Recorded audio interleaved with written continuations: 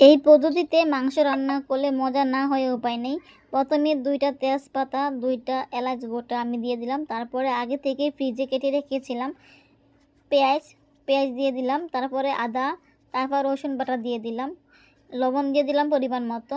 জিরার ফাঁকি দিয়েছি আমি আগে। হলুদ দিয়ে দিবেন পরিমাণ মতো। যতটুকু জাল প্রয়োজন ততটুকু মরিচ দিয়ে দিবেন। তারপরে ধনিয়ার ফাঁকি, গরম মশলা দিয়ে দিলাম। তারপর আমি তেল ভালো করে একদম হাতে মাখিয়ে নিব।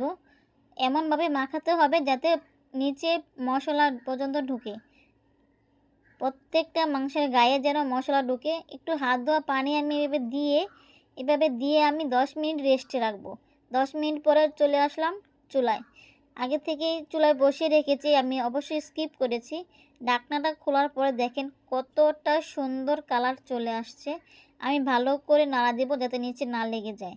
ভালো করে নাড়িয়ে একবার যখন তেলটা ওপরে বেশি বেশি উঠবে তখনই আমি ঝোলের পানি দিয়ে দিব। আমি এখানে ঝোল দিয়ে দিলাম, যেহেতু অল্প ঝোল রাখবো সেহেতু আর বেশি পানি দিব না। ঝোলটা টানলে একবারে যখন তরকারি হয়ে আসবে, মাংসটা হয়ে আসবে, দেখেন এতটা সুন্দর হয়েছে। আমার মাংস প্রায় রান্না শেষ, নামিয়ে রাখবো। কতক্ষণ নামিয়ে রেখেছিলাম আগে থেকেই, দেখেন কতটা সুন্দর কালার